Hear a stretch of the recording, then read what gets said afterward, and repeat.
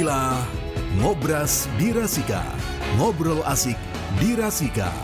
Apapun infonya, sampaikan ke Rasika.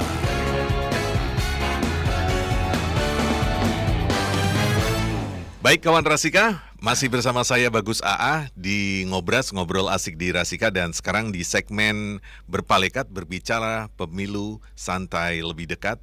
Dan setiap hari Jumat itu seperti biasa narasumbernya masih utuh dari KPU Kabupaten Pekalongan, hanya saja berganti personil. Sekarang saya sudah bersama Mas Sigit Prayitno, Divisi Perencanaan Data dan Informasi. Selamat siang Mas Sigit, apa kabar? Selamat siang, ya. Tapi masih agak pagi ini Mas. Oh gitu ya, oke baik. Tapi yang jelas sudah sarapan belum?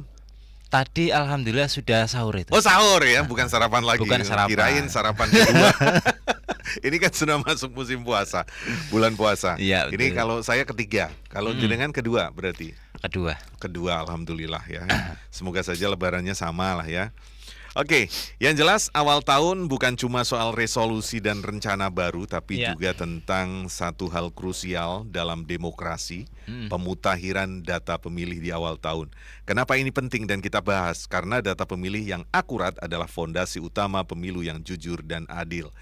Dan hari ini kita sudah bersama, sekali lagi saya sudah sampaikan ke Anda, narasumber yang berkompeten di bidangnya, Mas Sigit Prayitno, Divisi Perencanaan Data dan Informasi KPU Kabupaten Pekalongan.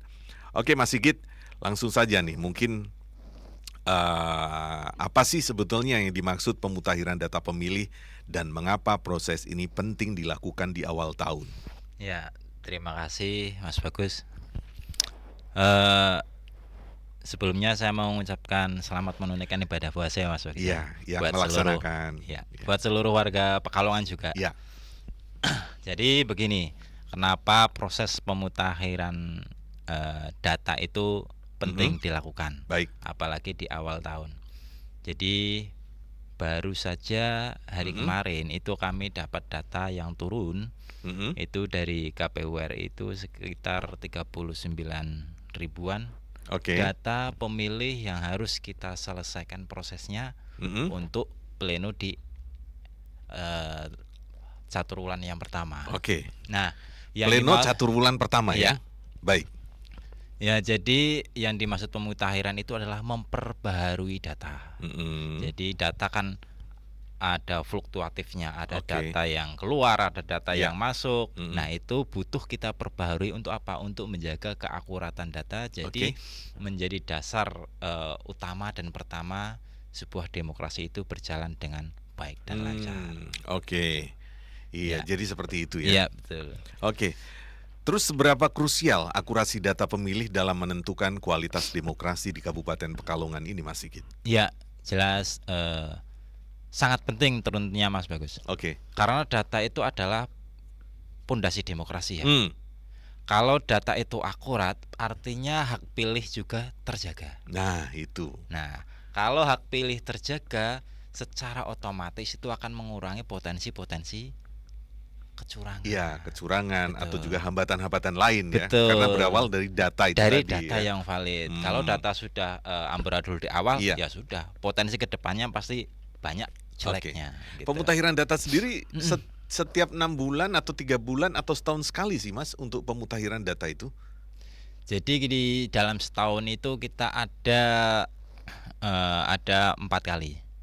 4 kali? Ya, 3 bulan. Per 3 bulan. 3 bulan, triwulan berarti ya. Triwulan ya. Oh, cukup update ya berarti ya 3 bulan ya. Cukup update. Itu di luar tahapan ya Mas Bagus ya. Di luar tahapan kita nanti insya Allah itu untuk pleno pertama sendiri di awal bulan April. Karena kan terpotong dengan bulan puasa dan libur hari raya. Kan. Jadi kan harus mundur sekitar beberapa hari. Mungkin di tanggal 2 atau 3 April. Habis lebaran ya. Habis lebaran. Kalau sumber data yang digunakan KPU dalam melakukan pemutahiran data pemilih apa saja ini Mas? Data awal kita itu dapat dari DP4. Data potensial data penduduk potensial pemilih. Baik. Nah, di situ itu adalah data yang berasal dari pemerintah. Itu yang jadi dasar utama. Kemudian adalah data DPT yang terakhir. Jadi DPT yang kemarin di pemilu kada ya, pilkada kemarin itu jadikan dasar. Karena kan yang terakhir kan pilkada. Nah, jadikan dasar termasuk juga data-data dari Dukcapil tentang data mutasi. Mutasi penduduk, pindah keluar, pindah masuk itu dijadikan dasar ataupun yang meninggal dunia. Kalau yang terakhir di Kabupaten Pekalongan total potensi pemilih sudah berapa, Mas? Kemarin itu sudah sampai di angka 700 berapa? 40-an. 740-an. 40-an ya. Datanya kurang Anda bisa dipastikan ini hari ini sekian, besok harus sekian, enggak. Jadi kita itu berjalan terus. Ya, dinamis ya. Nah, nanti untuk fix-nya di triwulan pertama kita tunggu di pleno. Gitu ya. Karena data ini adalah data yang terus berjalan secara fluktuatif, mengikuti juga perkembangan penduduk di wilayah Pekalongan. Kalau perkembangan penduduk di Kabupaten Pekalongan nih, saya sempat dengar bahwa penduduk Kabupaten Pekalongan itu sudah 1 juta lebih, ya kan? Secara otomatis kursinya nanti nambah 5 dari 45 yang sekarang yang ada. Potensinya gimana menurut jenengan, Mas? Itu sekitar di tahun kemarin itu kan saya ke Dukcapil, bertemu dengan Kepala Dinas Dukcapil menanyakan tentang potensi penduduk nanti di tahun 2029. Baik. Nah, ketika itu kami sampaikan dari KPU bahwa kami butuh data untuk data penduduk kira-kira di tahun 2029 itu sudah sampai 1 juta belum? Karena itu berimbas kepada semua elemen yang ada di KPU. Baik itu dari logistik, baik itu dari pemetaan dan semua hal. Ternyata besar kemungkinan karena posisi saat ini saja kemarin itu tahun kemarin akhir tahun yang kami laporkan itu ada 1.039. Nah, berarti kan sudah lebih dari 1 juta ya otomatis ya. Sudah lebih. Kemungkinan berarti nambah menjadi 50. Itu yang menentukan siapa sih, Mas? Apakah KPU provinsi, KPU pusat atau KPU kabupaten sendiri? Saya pengen nambah 5 nih dari 45 gitu. Enggak, itu regulasinya memang seperti itu. Oh gitu. Regulasinya masih seperti itu. Kemarin juga ada yang tanya ke kami. Kalau ini nambah 5 itu berarti nanti tambahnya di dapil mana? Kami dari provinsi itu kan yang menangani masalah ini itu kan divisi teknis. Terus disampaikan oleh divisi teknis itu kita itu disuruh untuk mempelajarinya dulu. Nanti kita tunggu regulasi yang terbaru begitu. Jadi kami tidak boleh langsung bilang ini harus ditambah di sini, tidak boleh. Gitu ya. Baik. Berarti itu lebih ke teknis penyelenggaraan ya. Betul. Mas. Nah, datanya dari kami. Gitu. Iya. Oke. Ya. Terus mekanisme sinkronisasi data antara KPU dan instansi lain seperti di Dukcapil seperti apa sih? Yang jelas di situ ada pertukaran informasi ya. Baik. Pertukaran informasi data, baik itu kalau dari kami berarti pertukarannya itu yang kami lakukan setiap saat itu adalah tentang data meninggal dunia dan data pindah domisili. Nah, kalau itu yang utama. Terus dilanjut lagi penyandingan data by nick-nya. By nick. Ketika kami punya data ternyata berbeda nick-nya, maka disandingkan ini yang benar yang mana, kok alamatnya sama misal perbedaan berarti sama. Ya perbedaan elemen perbedaan elemen itu bisa saja terjadi kan. Iya. Jadi kita sandingkan kalau nick-nya itu sama berarti ini orang yang sama, hanya berbeda nama. Itu mungkin kan input salah ketik atau apa salah gitu ketik di kami atau di siapa lah begitulah. Jadi basis data yang jadikan penyandingan adalah NIK. Data awalnya itu. Oke. Menggunakan NIK ya. Ya.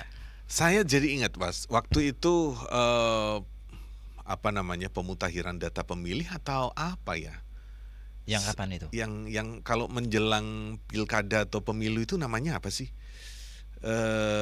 Coklit.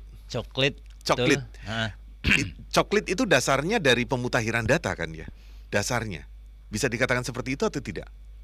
Coklit itu dasarnya datanya itu berawal dari DP4. Lah pemutakhiran data itu salah satunya adalah coklit. Oh, di dalamnya Iya. pemutakhiran data itu salah satunya adalah coklit, supnya ya. Kan harus dicocokkan, diteliti. Iya, pencocokan dan penelitian. Ada satu orang yang setiap pemilu, setiap setiap pemilu, setiap pilkada, dia punya KK, dia punya KTP elektronik, tapi tidak selalu tercantum sehingga dia seolah-olah menjadi data susulan. Menurut jenengan apa penyebabnya? Kalau dia sudah dipastikan punya KTP, ya. KTP-nya yang pertama adalah KTP elektronik apa bukan? Sudah. Yang pertanyaan kedua adalah dia termasuk orang yang mutasi penduduk apa tidak? Tidak. Pindahan atau tidak? Tidak. Ini studi kasus misalnya. Oh ya.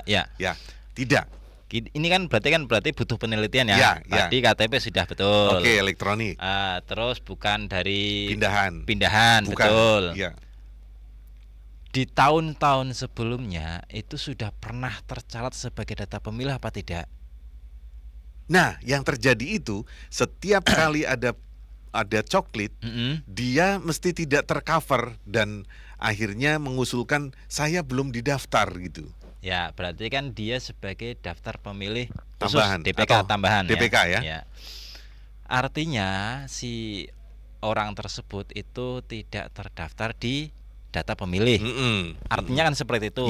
Meskipun dia punya KTP. Betul. Nah, langkah yang pertama adalah mendaftarkan diri berperan aktif sebagai masyarakat untuk menjadi atau untuk masuk ke dalam daftar pemilih. Oke. Nah, data yang kami terima sejatinya itu adalah data yang berasal dari pemerintah, ditambah data masukan dari masyarakat, ditambah hasil koordinasi dengan Dukcapil. Oke.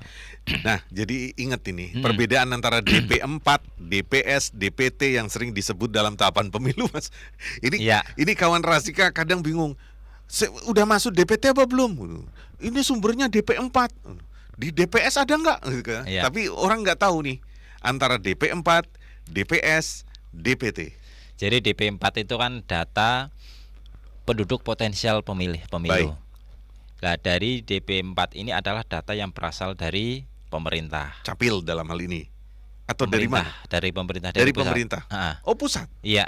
Jadi dari KPU RI itu kan minta data ke Kementerian Dalam Negeri. Ya, Kemendagri. Kemendagri lewat instansi yang membidangi di Dukcapilnya kan. Ya, kependudukan lah ya. Kependudukannya itu memberikan data kepada KPU. Dari KPU disebarlah ke bawah.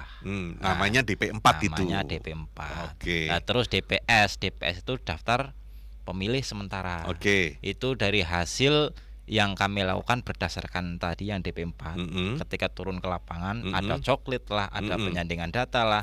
Itu ada hasil yang namanya kan yang didapat itu DPS, daftar pemilih sementara. Itu yang nanti yang kita umumkan kepada masyarakat untuk apa? Untuk menerima masukan. Persiapan ya istilahnya.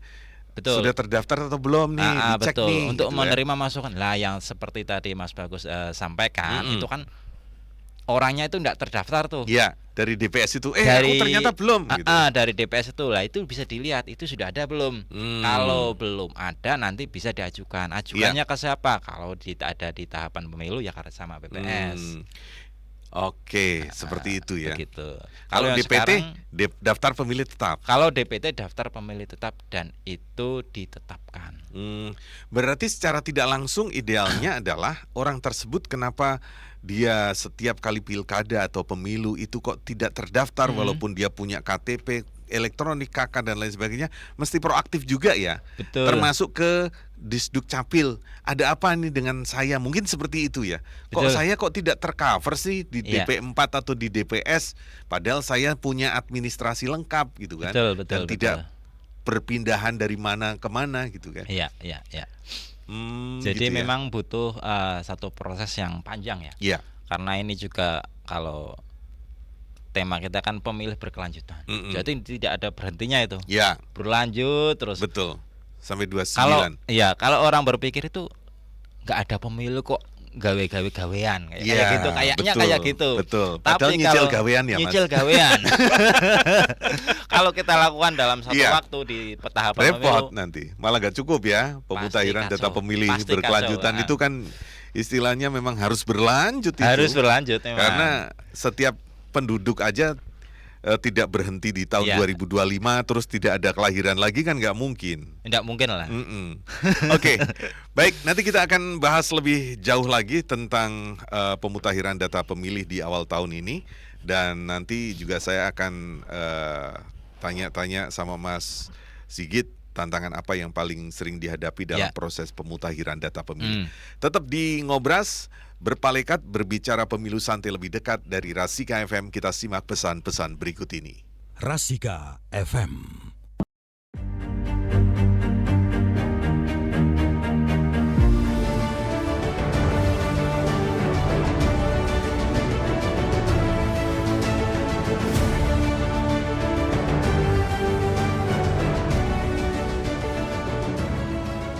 Sebagai penyelenggara pemilu, Komisi Pemilihan Umum memikul amanah besar, menjaga kepercayaan publik melalui penyelenggaraan yang jujur, transparan, dan berintegritas. Namun membangun integritas tidak cukup hanya dengan aturan. Diperlukan komitmen nyata dari pimpinan, menjadi teladan bagi seluruh jajaran.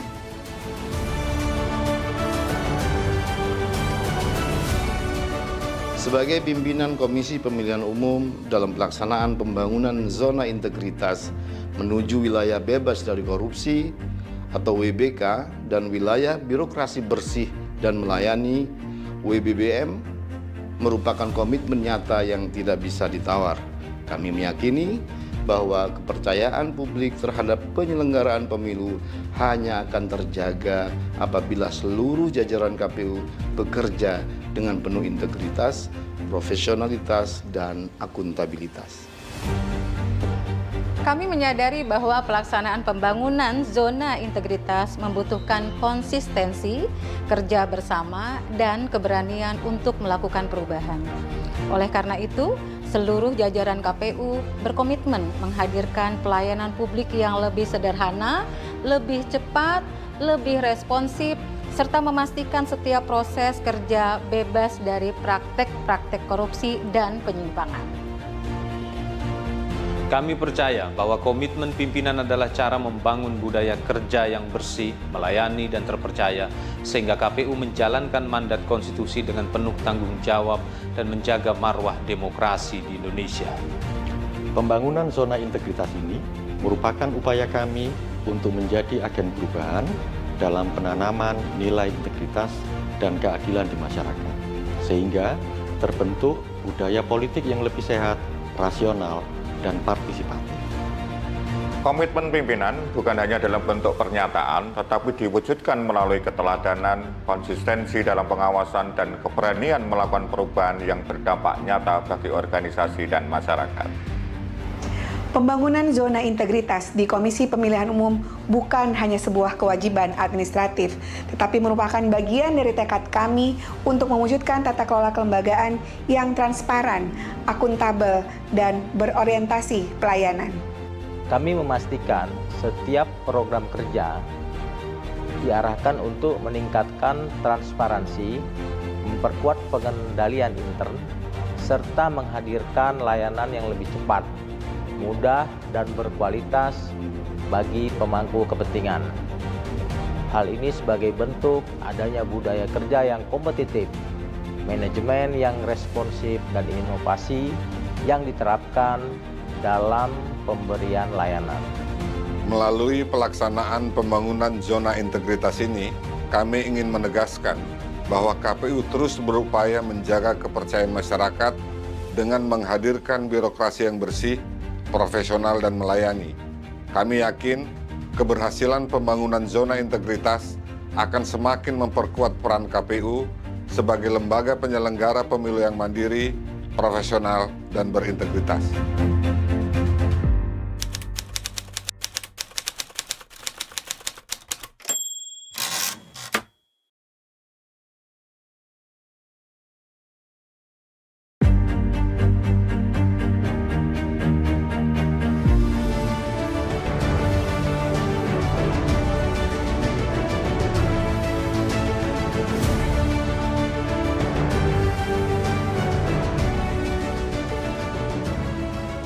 Sebagai penyelenggara pemilu, Komisi Pemilihan Umum memikul amanah besar, menjaga kepercayaan publik melalui penyelenggaraan yang jujur, transparan, dan berintegritas.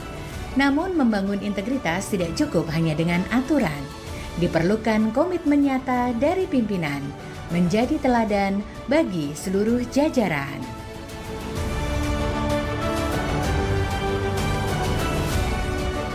Sebagai pimpinan Komisi Pemilihan Umum dalam pelaksanaan pembangunan zona integritas menuju wilayah bebas dari korupsi atau WBK dan wilayah birokrasi bersih dan melayani WBBM merupakan komitmen nyata yang tidak bisa ditawar.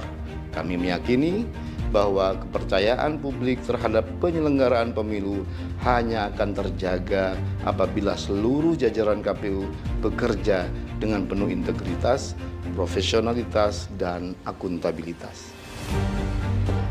Kami menyadari bahwa pelaksanaan pembangunan zona integritas membutuhkan konsistensi, kerja bersama, dan keberanian untuk melakukan perubahan.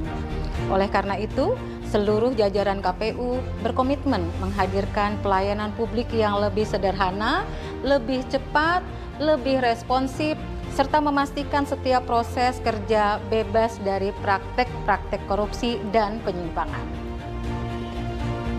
Kami percaya bahwa komitmen pimpinan adalah cara membangun budaya kerja yang bersih, melayani, dan terpercaya, sehingga KPU menjalankan mandat konstitusi dengan penuh tanggung jawab dan menjaga marwah demokrasi di Indonesia. Pembangunan zona integritas ini merupakan upaya kami untuk menjadi agen perubahan dalam penanaman nilai integritas dan keadilan di masyarakat, sehingga terbentuk budaya politik yang lebih sehat, rasional, dan partisipatif. Komitmen pimpinan bukan hanya dalam bentuk pernyataan, tetapi diwujudkan melalui keteladanan, konsistensi dalam pengawasan, dan keberanian melakukan perubahan yang berdampak nyata bagi organisasi dan masyarakat. Pembangunan zona integritas di Komisi Pemilihan Umum bukan hanya sebuah kewajiban administratif, tetapi merupakan bagian dari tekad kami untuk mewujudkan tata kelola kelembagaan yang transparan, akuntabel, dan berorientasi pelayanan. Kami memastikan setiap program kerja diarahkan untuk meningkatkan transparansi, memperkuat pengendalian intern, serta menghadirkan layanan yang lebih cepat, mudah, dan berkualitas bagi pemangku kepentingan. Hal ini sebagai bentuk adanya budaya kerja yang kompetitif, manajemen yang responsif, dan inovasi yang diterapkan dalam pemberian layanan. Melalui pelaksanaan pembangunan zona integritas ini, kami ingin menegaskan bahwa KPU terus berupaya menjaga kepercayaan masyarakat dengan menghadirkan birokrasi yang bersih, profesional, dan melayani. Kami yakin keberhasilan pembangunan zona integritas akan semakin memperkuat peran KPU sebagai lembaga penyelenggara pemilu yang mandiri, profesional, dan... Inilah Ngobras di Rasika. Ngobrol asik di Rasika. Apapun infonya, sampaikan ke Rasika.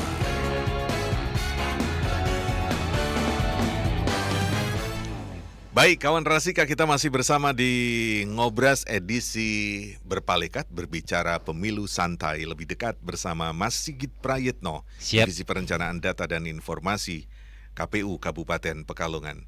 Tadi sudah sampai mana pertanyaannya ya, kita lanjutkan lagi nih. Tantangan ya, tentang tantangan apa sih yang paling sering dihadapi dalam proses pemutakhiran data pemilih? Apakah di situ ketemu setan atau ketemu preman atau pocong atau apa tantangannya nih? Gimana Mas Sigit?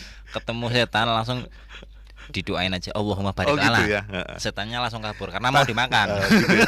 Setan, coba tak cek nih dulu lahirnya tanggal berapa Tan? Nah. Yang jelas Mas Bagus ya. Ya. Kalau tantangan yang pertama itu adalah mobilitas penduduk yang luar biasa. Orang yang hari ini mati kan kita nggak tahu. Iya. Orang betul. yang hari ini genap 17 tahun kita juga nggak tahu. Orang yang hari ini pindah keluar atau pindah masuk juga kita nggak tahu. Nah, Yang baru lahir juga kita nggak tahu. Iya, mungkin kalau baru lahir itu tidak langsung berimbas ke kami. Iya, betul. Tapi penambahan lah ya. Tapi minimal itu ya yang paling penting ya. Yang 17 tahun siapa, yang pindah tapi dia pemilih siapa gitu ya, yang keluar siapa gitu. Belum lagi dari instansi terkait, instansi vertikal seperti TNI Polri. Ya. Kalau sudah purna, itu kan KTP itu jarang sekali ada yang langsung dirubah. Oh iya. Iya kan? TNI Polri ya. Harus menunggu beberapa selang waktu. Betul. Nah, kami juga harus secara proaktif menyurati instansi-instansi tersebut. Adakah yang purna di tahun ini, di bulan ini? Iya. Kalau ada, kami mohon datanya agar dimasukkan ke. Betul, biar mendapatkan hak pilih gitu kan. Misalnya pelaksanaan pemilu atau pilkada tahun ini dia awal tahun Januari kemarin sudah purna. Misalnya pelaksanaan Februari nih. Ya, dia sudah serta-merta langsung bisa ya? Harusnya bisa. Makanya itu kan butuh yang semacam itu. Oke. Jadi semacam itu ya tantangannya ya. Jadi memang mobilitasnya itu memang luar biasa tinggi untuk mobilitas penduduk. Kalau KPU sendiri memastikan tidak ada data ganda atau pemilih yang sudah meninggal masih muncul hidup lagi, terdaftar lagi, seperti apa, Mas? Untuk data meninggal kita memang harus membuktikan itu cross check turun ke bawah, Mas Bagus. Ya, ada orangnya. Kalau gitu ya? orang meninggal itu pakai akte kematian, clear. Selesai ya, itu tercatat di Capil ya. Kedetek sistem. Ya. Sistem kamu pun bisa mendetek. Bisa gitu mendeteksi. Terintegrasi berarti ya. Betul. Bisa mendeteksi kalau dia meninggal pakai akta kematian sudah tercatat. Nanti data yang kami terima pun sudah berbentuk si pemilih tersebut meninggal dunia. Oke. Lah tapi kalau meninggalnya itu tidak dibuatkan langsung akta kematiannya, tidak ada laporan, maka kita harus turun. Harus turun kayak kemarin paling tidak ketika kita turun kalau di tahapan non tahapan ini kita akan namanya coktas. Coktas. Pencocokan dan penelitian terbatas. Yang jadi sasaran siapa saja yang jadi sasaran berarti? Nanti itu sampling. Oh, gitu sampling ya. Sampling. Jadi kalau sekarang di awal tahun ini kita kan ada data turun sekitar 39.000. Oke. Nanti kita sampling untuk semester 1 ini ya. Berarti untuk data dari Januari sampai Juni itu data segitu kita buat sampling untuk turun ke bawah. Nah, ketika menemui data kematian, itu paling tidak kita bisa dapatkan surat keterangan dari balai desa.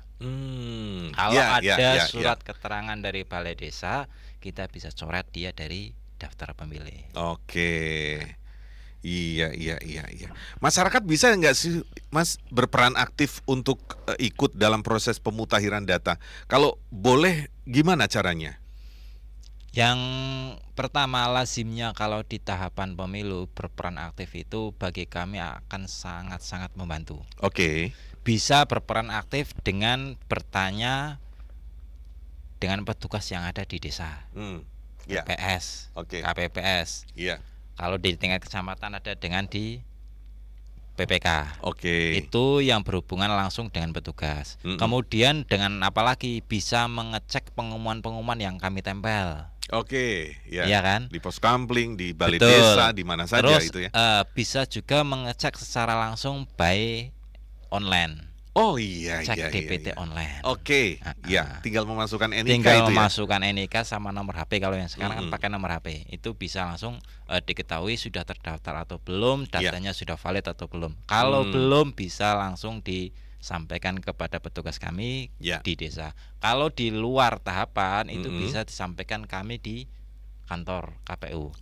Kalau terlalu jauh tidak mungkin kan? Bisa disampaikan lewat media-media sosial kami, media-media resmi tentunya. Di situ masuk aja di status kami, beri komentar, mohon perbaikan data, kayak gitu boleh itu. Boleh ya. Boleh. Yang penting nanti nomor HP jangan ditampilkan di situ. Itu nanti KPU yang itu ya. Oke. Kalau prosedur warga yang baru pindah domisili agar tetap bisa menggunakan hak pilihnya seperti apa, Mas, prosedurnya? Atau mungkin yang jadi pertanyaan, minimal berapa bulan misalnya orang pindah saya dari Kajen ke Wiradesa, terus saya bisa nggak sih pemilu tahun ini misalnya saja, saya baru pindah minggu lalu, terus saya pingin pindah ke sini, boleh nggak untuk nyoblos di Wiradesa misalnya? Prosesnya seperti apa? Kalau pemilih pindah domisili itu memang ada aturannya. Oke. Bahkan aturannya dibagi dua. Pemilih dengan status pindahnya itu karena pekerjaan, karena ikut orang tua dan lain-lain itu ada sekitar berapa? Itu 30 hari. Minimal atau maksimal? Maksimal 30 hari. 30 hari sebelum hari H. Lah untuk kategori sakit, pindah tugas bukan bekerja ya. Iya. Pindah tugas dan bekerja itu beda. Kalau bekerja itu masuknya yang 30 hari. Kalau pindah tugas itu bisa masuk ke 7 hari. Pindah tugas itu berarti yang seperti apa contohnya, Mas? Misalnya Mas Bagus itu ada di pekerjaan di pemerintahan misalnya ini. Ya. Terus ditugaskan karena ada suatu kegiatan atau bencana, Mas Bagus ditugaskan ke tempat A, pakai surat tugas. Iya. Lah itu bisa nyoblos di sana, di tempat yang ditugaskan itu. Iya.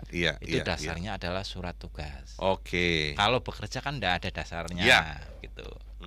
Atau guru ujuk-ujuk kok mutasi ke kecamatan B, dia tidak bisa pulang. Itu bisa sana karena dia ditugaskan. Kalau untuk pemilih pemula, Mas,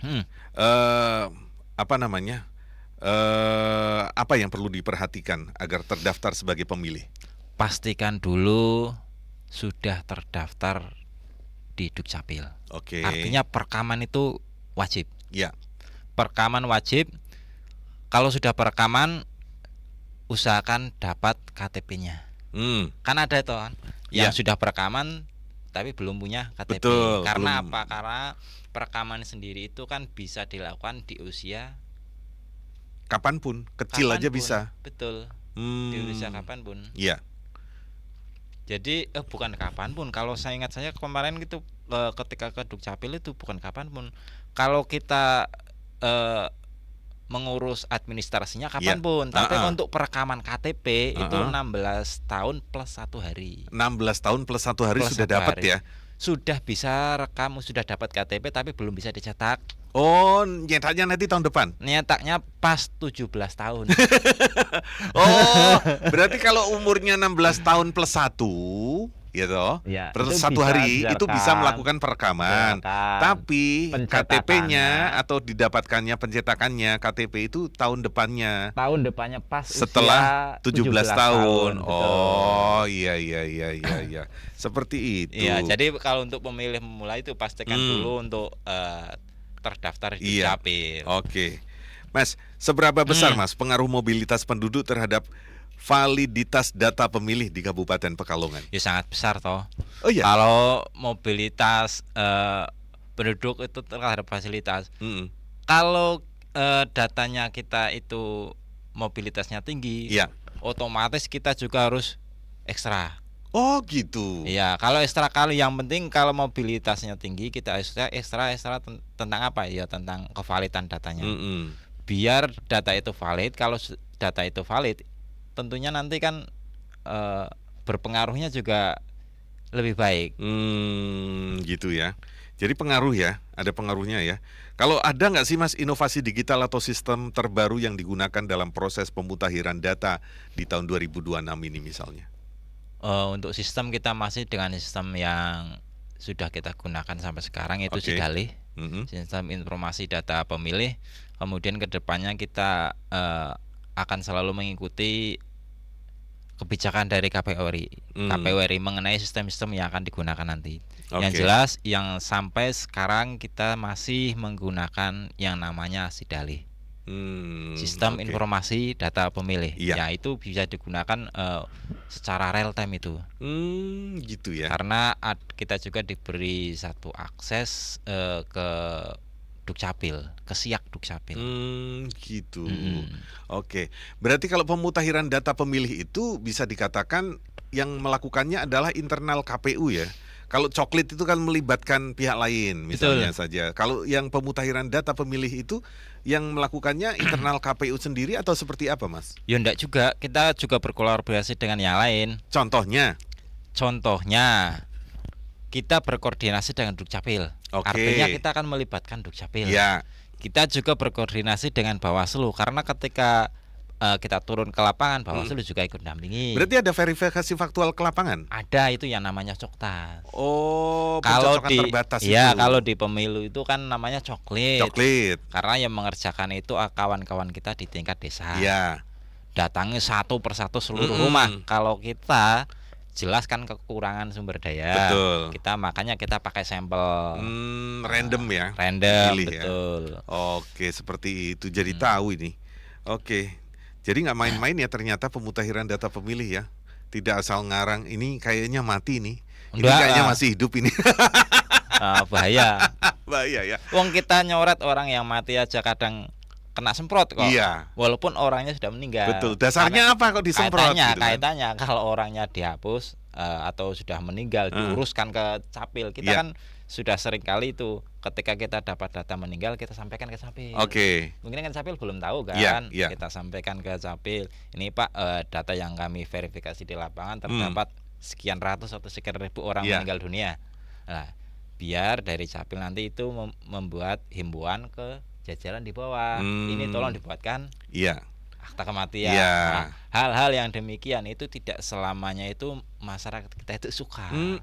Karena ketika data itu hilang, data itu terdaftar sebagai orang meninggal, bantuannya pun terputus. Itu emang-emangnya itu di situ ya. Betul. Aduh, padahal kita itu butuh data valid. Tapi di masyarakat prakteknya seperti itu, Mas Sigit ya. Ya begitulah manusia. Oke, baik, kita break dulu. Nanti kita akan ketemu lagi di sesi yang terakhir. Nanti masih ada satu sesi lagi, Mas Sigit. Sebelum nanti jam 11 kita simak dulu pesan-pesan berikut ini. Rasika FM.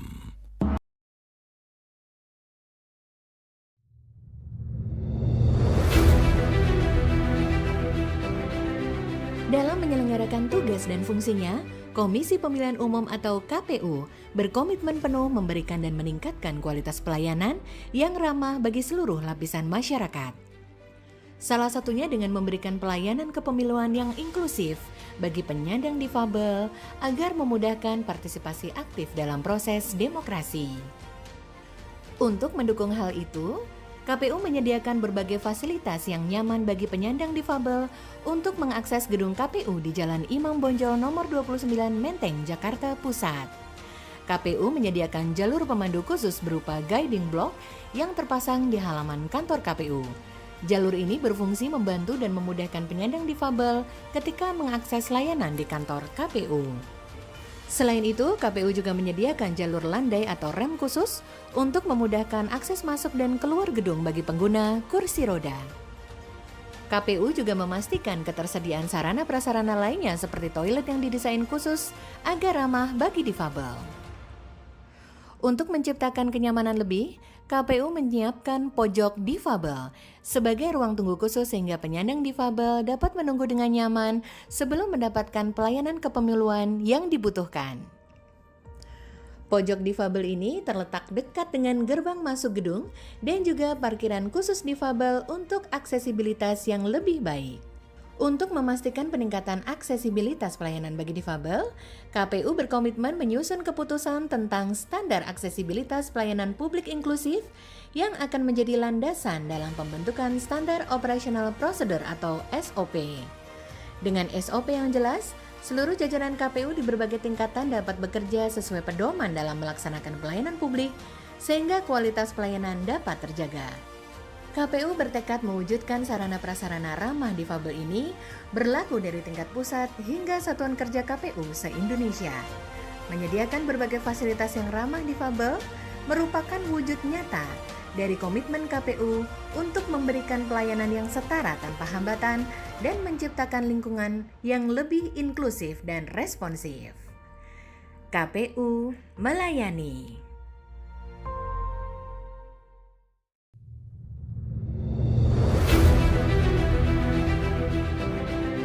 Dalam menyelenggarakan tugas tugas dan fungsinya, Komisi Pemilihan Umum atau KPU berkomitmen penuh memberikan dan meningkatkan kualitas pelayanan yang ramah bagi seluruh lapisan masyarakat. Salah satunya dengan memberikan pelayanan kepemiluan yang inklusif bagi penyandang difabel agar memudahkan partisipasi aktif dalam proses demokrasi. Untuk mendukung hal itu, KPU menyediakan berbagai fasilitas yang nyaman bagi penyandang difabel untuk mengakses gedung KPU di Jalan Imam Bonjol nomor 29 Menteng, Jakarta Pusat. KPU menyediakan jalur pemandu khusus berupa guiding block yang terpasang di halaman kantor KPU. Jalur ini berfungsi membantu dan memudahkan penyandang difabel ketika mengakses layanan di kantor KPU.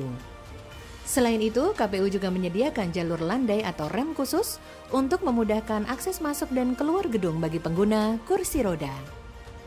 KPU juga memastikan ketersediaan sarana prasarana lainnya seperti toilet yang didesain khusus agar ramah bagi difabel.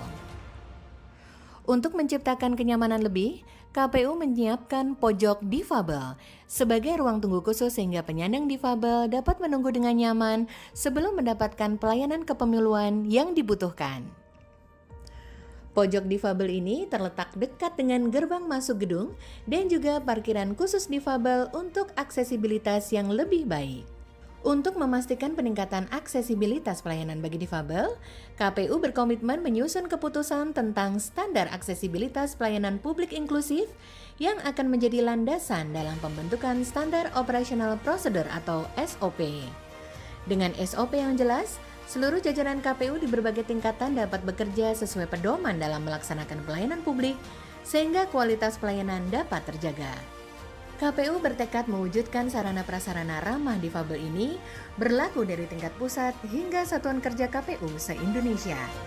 Menyediakan berbagai fasilitas yang ramah difabel merupakan wujud nyata dari komitmen KPU untuk memberikan pelayanan yang setara tanpa hambatan dan menciptakan lingkungan yang lebih inklusif dan responsif. KPU melayani.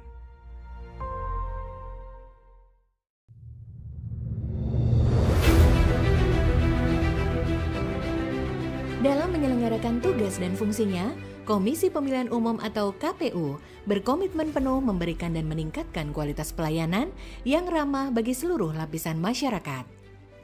Salah satunya dengan memberikan pelayanan kepemiluan yang inklusif bagi penyandang difabel agar memudahkan partisipasi aktif dalam proses demokrasi.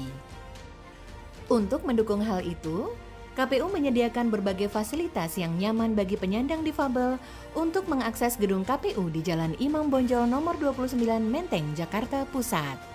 KPU menyediakan jalur pemandu khusus berupa guiding block yang terpasang di halaman kantor KPU. Jalur ini berfungsi membantu dan memudahkan penyandang difabel ketika mengakses layanan di kantor KPU. Selain itu, KPU juga menyediakan jalur landai atau rem khusus untuk memudahkan akses masuk dan keluar gedung bagi pengguna kursi roda. KPU juga memastikan ketersediaan sarana prasarana lainnya seperti toilet yang didesain khusus agar ramah bagi difabel. Untuk menciptakan kenyamanan lebih, KPU menyiapkan pojok difabel sebagai ruang tunggu khusus sehingga penyandang difabel dapat menunggu dengan nyaman sebelum mendapatkan pelayanan kepemiluan yang dibutuhkan. Pojok difabel ini terletak dekat dengan gerbang masuk gedung dan juga parkiran khusus difabel untuk aksesibilitas yang lebih baik. Untuk memastikan peningkatan aksesibilitas pelayanan bagi difabel, KPU berkomitmen menyusun keputusan tentang standar aksesibilitas pelayanan publik inklusif yang akan menjadi landasan dalam pembentukan standar operational procedure atau SOP. Dengan SOP yang jelas, seluruh jajaran KPU di berbagai tingkatan dapat bekerja sesuai pedoman dalam melaksanakan pelayanan publik sehingga kualitas pelayanan dapat terjaga. KPU bertekad mewujudkan sarana prasarana ramah difabel ini berlaku dari tingkat pusat hingga satuan kerja KPU se-Indonesia. Menyediakan berbagai fasilitas yang ramah difabel merupakan wujud nyata dari komitmen KPU untuk memberikan pelayanan yang setara tanpa hambatan dan menciptakan lingkungan yang lebih inklusif dan responsif. KPU melayani.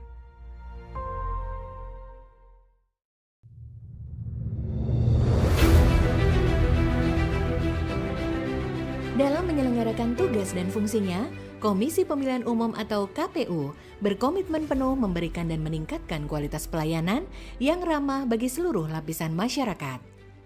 Salah satunya dengan memberikan pelayanan kepemiluan yang inklusif bagi penyandang difabel agar memudahkan partisipasi aktif dalam proses demokrasi. Untuk mendukung hal itu, KPU menyediakan berbagai fasilitas yang nyaman bagi penyandang difabel untuk mengakses gedung KPU di Jalan Imam Bonjol nomor 29 Menteng, Jakarta Pusat. KPU menyediakan jalur pemandu khusus berupa guiding block yang terpasang di halaman kantor KPU. Jalur ini berfungsi membantu dan memudahkan penyandang difabel ketika mengakses layanan di kantor KPU. Selain itu, KPU juga menyediakan jalur landai atau rem khusus untuk memudahkan akses masuk dan keluar gedung bagi pengguna kursi roda. KPU juga memastikan ketersediaan sarana prasarana lainnya seperti toilet yang didesain khusus agar ramah bagi difabel. Untuk menciptakan kenyamanan. Lagunya asik banget. Judulnya apa, Lek, Manu tadi? Oh, Rosalina. Oh, Rosana. Koyo naik bis nanti. Malah. Oke, yang jelas kita masih bersama Mas Sigit ya dari Divisi Data dan Informasi KPU Kabupaten Pekalongan. Tadi kita sudah sampai terkait inovasi digital atau sistem terbaru ya. Nah, sekarang KPU menjamin keamanan dan perlindungan data pribadi pemilih bagaimana, Mas? Ini kan rata-rata karena KPU punya data semua orang yang punya hak pilih di Kabupaten Pekalongan, dari NIK-nya, alamatnya, nomor KTP, nomor KK dan lain sebagainya kan dapat. Ya. Bagaimana KPU menjamin data itu betul-betul aman? Jadi KPU itu menerapkan standar yang sesuai reguler dalam perlindungan data. Baik. Karena apa? Karena kami juga dapat surat resmi dari KPU RI tentang data satu pintu data. Oke. Jadi artinya apa? Ketika ada instansi yang dari pihak lain itu meminta data kepada kami yang berkaitan dengan data-data pribadi, kami tidak berhak untuk memberikan. Oh, seperti itu. Tentang data pribadi. Oke. Kalau data di luar data pribadi berkaitan dengan informasi kepemiluan dan lain-lain, ya boleh. Tapi kalau data pribadi ini memang harus satu pintu. Oke. Bersurat ke KPU RI baru boleh minta ke kami. Oh, seperti itu. Iya. Jangankan pihak luar, Bawaslu saja tidak boleh. Oke, Mas. Kalau ada warga yang merasa belum terdaftar, langkah apa yang harus segera dilakukan ini? Lapor ke kami. Oh, datang langsung ke kantor? Boleh. Datang langsung ke kantor boleh. Lewat media sosial boleh. Kalau datang langsung kayaknya nggak mungkin lah. Nggak mungkinnya kenapa? Karena belanya apa janjian di luar tahapan. Betul. Kadang kan seperti itu. Mending pakai inbox kan? Mending pakai inbox. Yang penting nanti di dalam inboxnya diberikan identitas yang lengkap. Oke. Jangan ditampilkan secara umum ya, secara publik, karena itu ada identitasnya.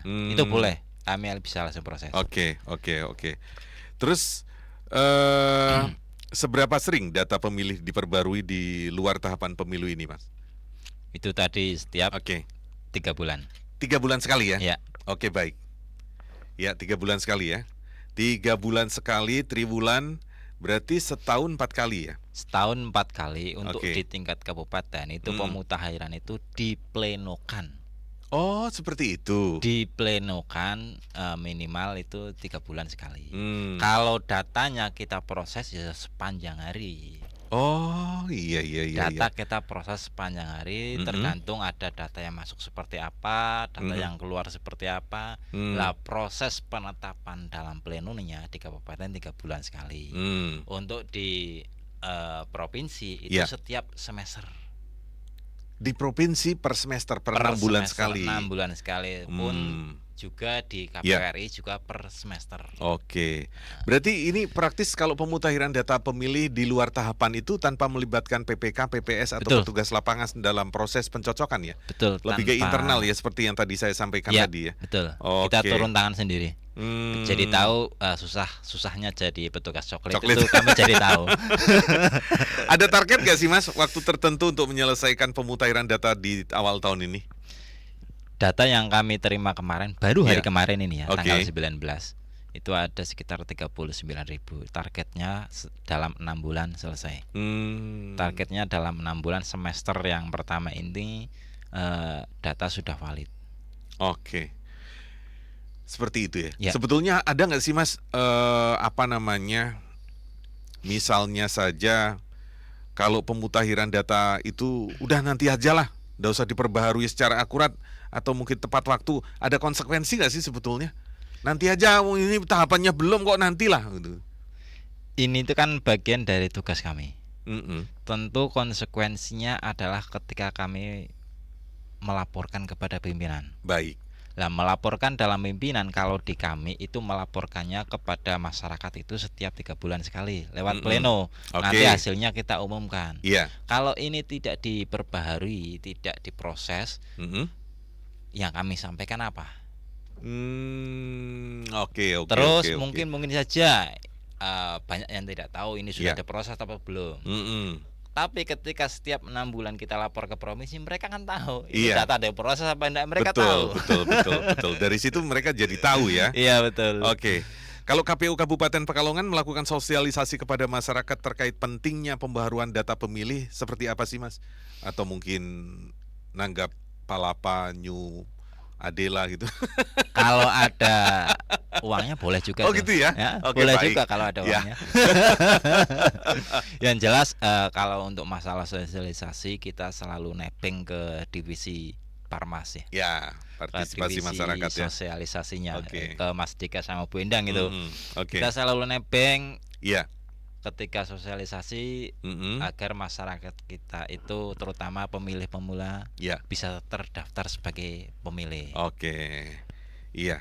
Terakhir Pak Sigit sebelum kita berpisah ini, apa pesan Pak Sigit kepada masyarakat Kabupaten Pekalongan agar lebih peduli terhadap validitas data pemilihnya?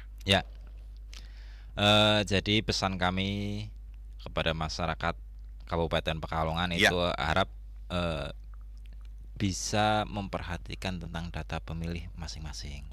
Bisa mengecek kevalidan datanya.